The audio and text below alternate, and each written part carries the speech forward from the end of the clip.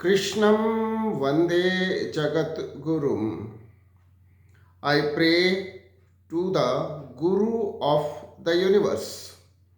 कृष्णम academy की ओर से Gita study की सीरीज में आज दूसरे अध्याय से श्लोक नंबर 30 है। श्लोक है, देहि नित्यम अवध्य अयम देहे सर्वस्य भारत तस्मात् सर्वाणि भूतानि न त्वं सोचितुम अर्हसि। O Arjun, the soul that dwells within the body is immortal. Therefore, you should not mourn for anyone. हे अर्जुन, जो आत्मा इस शरीर में निवास करती है अविनाशी है, इसलिए तुम्हें किसी भी प्राणी के लिए शोक नहीं करना चाहिए। अर्जुन को और अर्जुन के माध्यम से हम सबको भगवान समझा रहे हैं कि हमें शरीर की मृत्यु पर शोक नहीं करना चाहिए, दुखी नहीं होना चाहिए। पिछले श्लोकों में भगवान ने हमें समझाया है कि हम शरीर नहीं हैं, हम आत्मा हैं। The self is the soul. और शरीर आत्मा का वाहन है। शरीरम खलु धर्म साधनम। हम अपने सभी कर्तव्यों का निर्वहन शरीर के माध्यम से करते हैं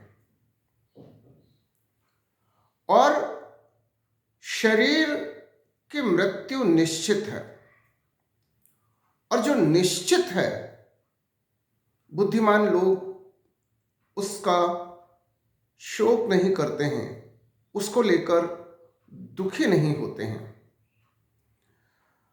हम आत्मा हैं और आत्मा के स्वरूप को लेकर परमात्मा ने पिछले श्लोकों में कई बातें कही है।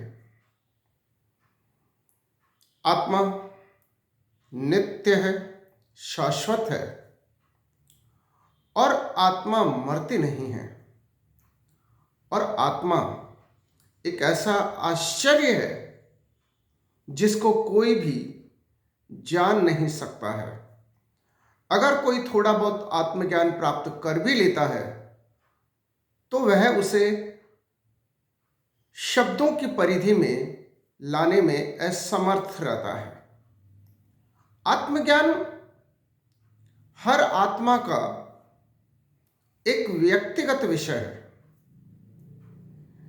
इसलिए इसे समझाया नहीं जा सकता, इसलिए इसे बताया नहीं जा सकता।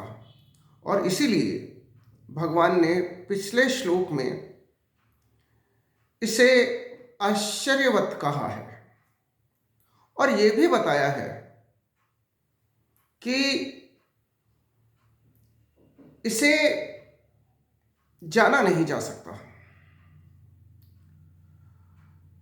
अब हम इस श्लोक के माध्यम से सार रूप में यह समझें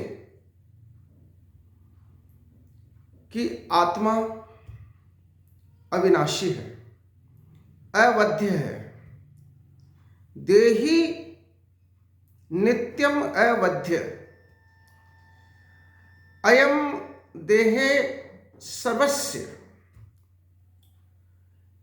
हर प्राणी के शरीर में जो आत्मा है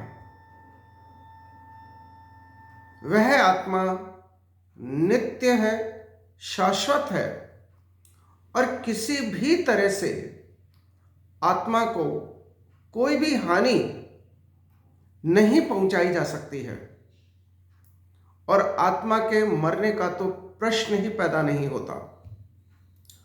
और जब आत्मा मरती नहीं है, हम मरते नहीं हैं, हम थे, हैं और रहेंगे, और जब हम नित्य हैं और शरीर का अंत भी निश्चित है, तो फिर दुखी होने का क्या कारण है? इसलिए अर्जुन को भगवान समझा रहे हैं,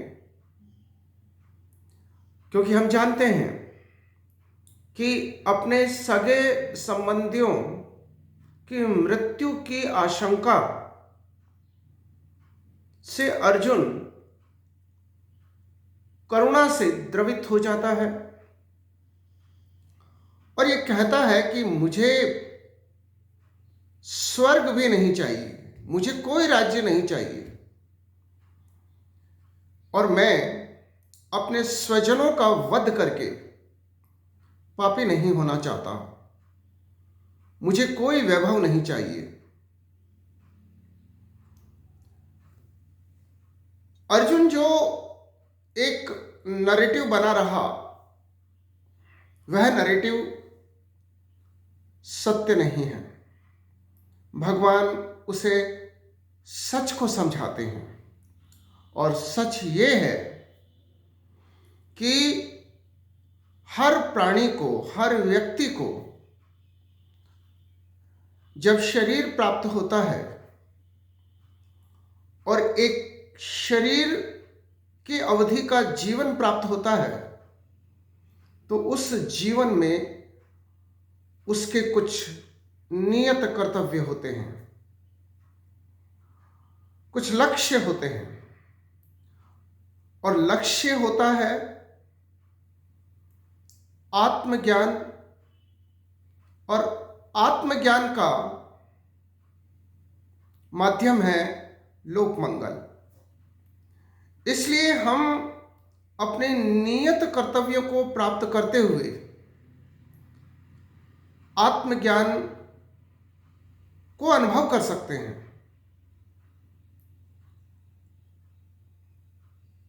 इसलिए गीता में लोक मंगल को आत्म कल्याण का, आत्मज्ञान का माध्यम बताया गया है। इसलिए हम गीता में जो लोक मंगल की अवधारणा दी हुई है, उसे समझकर अपने आत्म कल्याण की ओर अग्रसर हो सकते हैं, अपने जीवन को समझ सकते हैं। जय श्री कृष्ण।